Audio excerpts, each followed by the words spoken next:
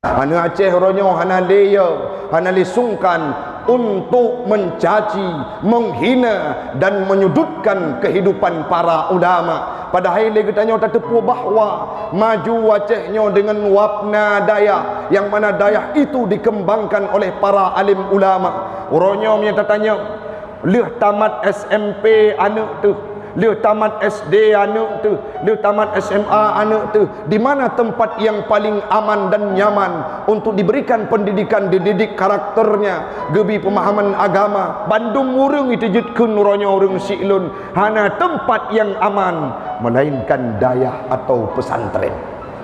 Maka ronyo menyena urangkeun ke ulama, nanggap ju Abu Lahab nomor 2.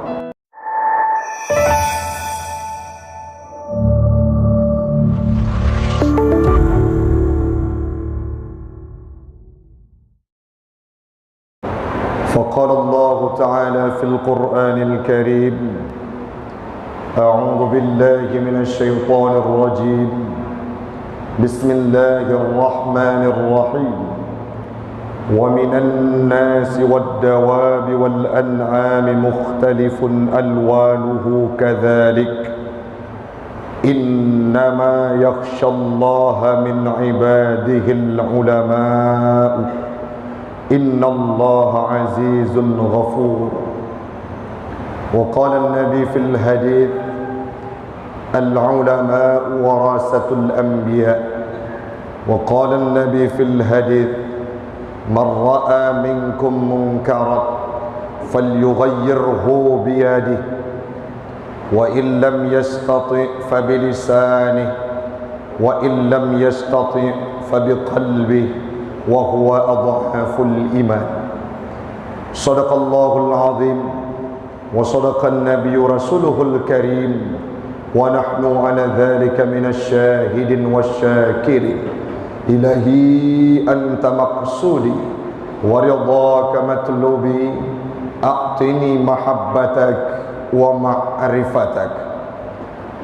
Jamaah sidang solat Jumat sekeyakinan seakidah yang kami muliakan, marilah di awal perjumpaan kita pada siang yang berbahagia ini kita memuja dan memuji Allah empunya alam semesta, Allah yang masih memberikan kita kesempatan untuk bisa hidup dalam kondisi menganut agama Islam yang makin hari Islam itu semakin diintimidasi, didiskriminasi, disudutkan, dipojokkan dalam kehidupan, dan itulah yang sedang kita rasakan bersama, termasuk di tempat kita di Nanggro Aceh Saramo Mekah.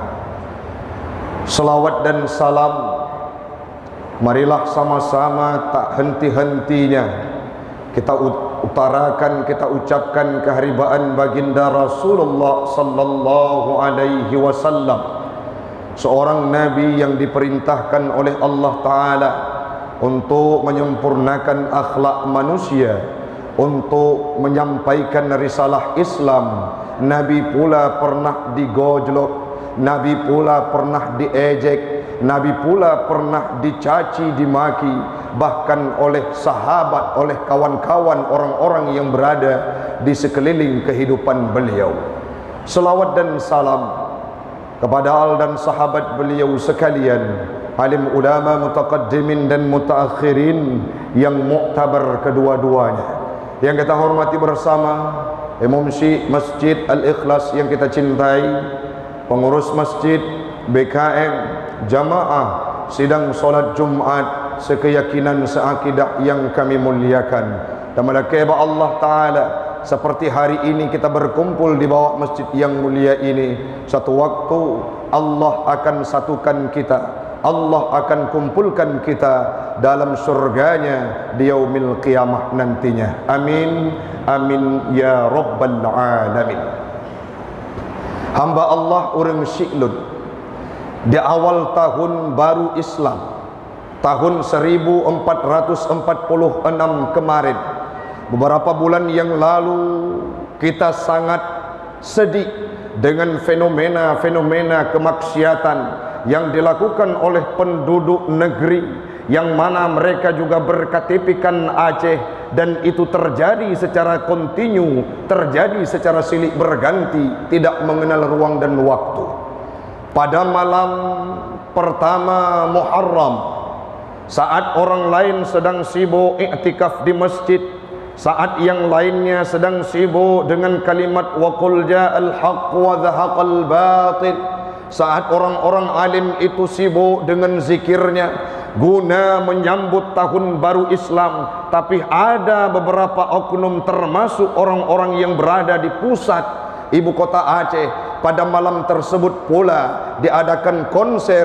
Apakah apa yang mereka dipublikasikan bagaimana kemaksiatan itu terjadi di Bumo Seramo Mekah, yang merupakan tanah para syuhada, tanahnya para ulama. Seolah-olah kejadian tersebut hamba Allah tercoreng wajah gedanyo yang nah di Aceh. Secara silih berganti dan berenten dan beruntun, kemaksiatan demi kemaksiatan terus terjadi di Bumo Seramo Mekahnya. Mulai dari pembunuhan, kerap kita dengarkan mayat yang tergeletak, ada yang dibunuh dalam kamar, ada yang terbunuh di luar, ada yang tergeletak di jalan raya. Semuanya itu merupakan kemaksiatan yang dulu jarang kita dengar terjadi di Aceh. Jarang kita dengar orang Siklun namanya tetik kedroi. Jarang tak dengar orang Aceh buho gepuru darah gop. Jarang tak dengar orang Aceh buho gepoh gop urung-urung yang hana salah. Dulu sifat dan sikap kemaksiatan tersebut jarang terjadi di tempat kita. Manuranya tengku, kemaksiatan di Aceh terjadi tak ubahnya seperti cendawan di musim hujan. Golom tak pegah masalah judi online yang terus disuarakan oleh pihak keamanan, yang terus disampaikan oleh para alim ulama.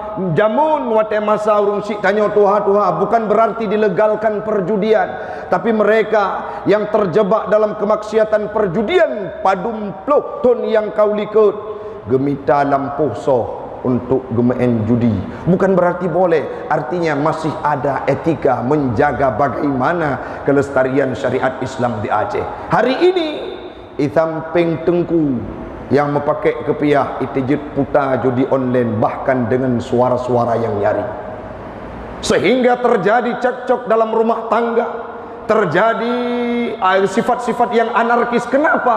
Karena minimnya ekonomi dalam kehidupan mereka. Golom tak pegah prostitusi yang terus merajalela, pornografi yang makin meningkat, praktek perjudian, praktek tawuran, anak-anak begal-begalan yang terus muncul di tempat kita. Ini merupakan kemaksiatan yang terus menjamur. Bagaimana konsepsinya? Bagaimana konsekuensinya?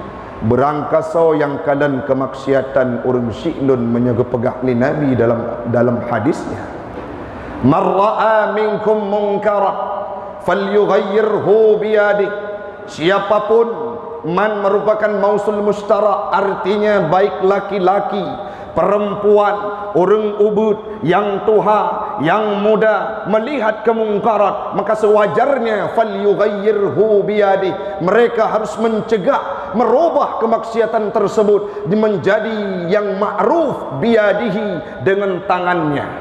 Dalam syarah hadis disampaikan bahwa orang yang punya kapasitas untuk merubah kemaksiatan dengan tangannya adalah mereka para umara ataupun pemimpin dalam bahasa gedanya. Pemimpin yang tah gure, pemimpin yang tah tengku, mulai dari pimpinan terendah dari Sabuh Gampung. Dalam Gampung na Pak Gesik sangat berwenang untuk mengeluarkan kebijakan dengan tanda tangannya yang menguntungkan Islam, bukan malah menyudutkan Islam. Apabila di satu tempat, di tempat keramaian lagi tempat getanyo, terjadinya perjudian, Gesik harus gedang dengan aparatnya untuk melayangkan suratnya, tegah amar ma'ruf nahi mungkar, karena itu tugas para pemimpin. Selanjutnya ada kecamatan, bahkan sampai pada kota, bupati, dan tingkatan tertinggi ada presiden. Yang selanjutnya, wa illam yastati, apabila mereka tidak mampu mencegah dengan tangannya, fabilisanih, maka cegahlah dengan lidahnya, maka cegahlah dengan teorinya, maka cegahlah dengan narasi-narasi Islamnya, sehingga orang-orang yang salah kaprah mereka akan berada pada koridor taat kepada Allah kembali didengar nasihat daripada alim ulama. Namun orangnya apa yang terjadi? Gebedah Abu sampaikan menyangkut dengan peristiwa konser yang terjadi di pusat ibu kota. Abu yang mulia dihujat sampai hari ini. Nyo merupakan fenomena berikutnya yang terjadi di Aceh. Apa itu? Mereka sudah tidak sungkan-sungkan. Hana Aceh ronyo, hana leya, hana lisungkan untuk mencaci, menghina dan menyudutkan kehidupan para ulama. Padahal kita nyo tak tepu bahawa maju Acehnya dengan wapna Dayak, yang mana Dayak itu dikembangkan oleh para alim ulama. Ronyo punya tanya, leh tamat SMP anak tu, leh tamat SD anak tu, leh tamat SMA anak tu, di mana tempat yang paling aman dan nyaman untuk diberikan pendidikan, dididik karakternya, gebi pemahaman agama. Bandung murung itu jutkeun ronyo urang Siklun, hana tempat yang aman melainkan dayah atau pesantren. Tapi apa yang terjadi? Sekali Abu Mudi dihujat oleh oknum-oknum yang tidak bertanggung jawab. Okeylah, orang yang hujatnya tak kenju, orang yang hana ilmu. Kenapa kita mesti ikut-ikutan? Kenapa kita mesti mendukung mereka? Kenapa kita mesti mengapresiasi terhadap tingkah laku mereka? Menyona orang yang ke ulama, orangnya orang Siklun. Mari kita berjibaku bahu membahu untuk meminimalisir hal tersebut, sampaikan kepada mereka. Hanaya tu bailedum ulama Nabi masa jamun dihina, dicaci, dimaki, bahkan sampai pada satu waktu Nabi Muhammad ingin dibunuh. Apa kurangnya derajat dan martabat Nabi Muhammad? Maka jangan pernah kita robahkan perspektif, jangan pernah kita robahkan asumsi pandangan kita terhadap para alim ulama. Meribedra wajud urengkun, beliau tetap adalah pribadi yang telah mengentaskan keawaman dalam kehidupan kita.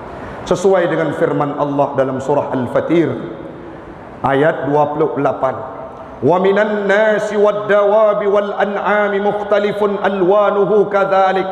Di antara manusia, di antara binatang, di antara para binatang ternak, mukhtalifun alwanuhu, mereka berbeda-beda warnanya, namun dihasar oleh Allah. Innama, sesungguhnya, yakhsyallaha min ibadihil ulama'u, yang paling takut kepada Allah di antara hambanya adalah para alim ulama. Dalam kitab Tadhkiratus Sami' wal Mutakallim pegah bahawa tingkatan ulama yang terbandingkan dengan getanya cukup jauh tingkatannya. Sebagaimana yang Allah sampaikan dalam firman yang lain, diangkat derajat orang yang beriman, dan orang-orang yang utul ilma darajat, diangkat orang-orang yang diberikan ilmu kepada mereka. Berapa derajatnya? Sampai 100 kali lipat dalam kitab Tazkiratus Sami. Oleh yang disampaikan bahawa jio antara tingkatan sa ke tingkatan 2 60 ton taudib, 60 ton perjalanan. Tabayangkan tu dumna tingkatan kemuliaan seorang ulama dalam kehidupan gedanya. Olehnya Nabi dalam hadisnya, kita dapatkan hadis tersebut dimanapun, dalam riwayat manapun, al ulama'u warasatul anbiya, ulamanya pewaris Nabi. Olehnya para malaikat melihat orang alim datang sedang geberi ilmu, geucap istighfar, bahkan geluang sayap malaikat kepada orang-orang yang sudah memiliki ilmu pengetahuan agama atau yang disebut dengan ulama. Orangnya budak tanya waktu kata nak ulama, kun ke ulama, pegah ke gaji gopnya, pegah ke hal-hal yang spesifik menyangkut dengan pribadi mereka. Padahal menyekena ulama orangnya, Islam tidak akan ada lagi di Aceh. Dulu Islam mercusuar paling ingat dalam pikiran kita adalah ada sosok ulama karismatik yang lahirnya cucu dan cicit para generasi Islam di Aceh. Siapa mereka? Adanya Abu Hasan Kurungkali, adanya Abu Ya Mudawali. Bukankah dari mereka turun temurun na dayah uronyo, na pesantren uronyo, na pendidikan-pendidikan agama yang diwariskan oleh mereka? Kenapa kita tidak membuka mata bagaimana majunya Islam, bagaimana majunya Aceh saat mereka mengintegrasikan pendidikan Islam di dalamnya? Maka orangnya menyena urungkun ke ulama, nanggap ju Abu Lahab nomor 2. Baiklah setingkat ulama Nabi Muhammad dicaci, watai pelemah mukjizat oleh Allah Taala disampaikan oleh Abu Lahab pamannya. Sihir budak Abu Jahal Muhammad hana betul. Maka kalau sekarang ada orang yang mencaci ulama dengan sekelumit cerita ilmu yang diberikan, anggap saja mereka adalah Abu Lahab nomor 2. Abu Lahab zaman baru. Kenapa? Hai tamang le ideologi pemahaman Islam. Acina bayangkan orangnya orang sikluk padum nawa hati tanya. Wate terdengar haba Abu Dawud di Luk Nibung nawa pak Allah so yang mampu gantau. Wate terdengar Abu Mustafa di Paluh Gading nawa pak Allah sepo orang yang jet gantau. Wate terdengar Abu Tumin di belang belah deh gua ba Allah Taala sepi keadaan di kota Luk Semawe, rujun seput hame nawa yang mulia kepada Allah mandum urang. Bahkan kamu sedang mempersiapkan MTQ pada waktu itu melepop tu dua tu bayang ulama nawa ba Allah. Bagaimana kalimat-kalimat pamungkas yang disampaikan oleh Abu Mustafa Paluh Gading, Abu Tumin, yang hari ini kalimat mereka tidak bisa lagi kita dengarkan. Hanya lepas tahu bak YouTube, hanya lepas tak dengar bak rekaman. Rindu ate tiga go untuk takalon kiban keilmuan Abu Daud di Luk Nibung. Tapi hari ini mereka hanya tinggal sejarah dalam kehidupan kita. Abu di Ketapang Kalemoh, Abu di Kuta Kalemoh, Abu Mudi Katuha, dan ayah dicetrung mulai sakit-sakit. Pernah tidak kita membayangkan siapakah yang akan mampu meneruskan estafet mereka? Menyauronyo generasi yang na dalam kehidupan getanyo adalah mereka yang mencaci para alim ulama. Robah mindset dan mulai dari Masjid Al-Ikhlasnya bersayang kepada ulama. Gekun dalam sebuah hadis, sayati zamanun ala ummati yafirruna minal ulama, akan terus sabuk masa kepada umat lun nukulli nabi. Apa yang terjadi terhadap mereka? Yafirruna minal ulama, mereka akan lari daripada ulama, mereka akan lari daripada tokoh agama, mereka akan lari daripada orang-orang yang alim, sehingga Allah neputun lebo bala. Apa itu? Gecabut berkat dalam kehidupan gedanyo. Tamekat hana merempok berkat, tamita rezeki tidak ada lagi keberkatan. Yang kedua, gekirim pemimpin yang boleh. Bukankah itu sudah terasa dalam kehidupan kita? Yang terakhir, wateli gedanyo kajiu daripada alim ulama, didatangkan musibah secara berenten dan beruntun, dan talah salah sabuh tanda gecabut ilmu dalam kehidupan manusia umat Islam adalah dengan gepemati, gepewafud, gepemeninggai para alim ulama, sehingga gadalah ilmu dalam kehidupan gadanya. Wata ilmu kagada jid kesabuh tanda bahawa kiamat karapto dalam kehidupan gadanya urang silut. Mudah-mudahan bermanfaat bagi pribadi ulun tuan dan umumnya kepada jamaah sekalian. Sebagai konklusi dan kesimpulan, legetanyo harus punya peran untuk meminimalisir angka kemaksiatan, karena itu tugas kita semua, bukan hanya tugas para pemimpin.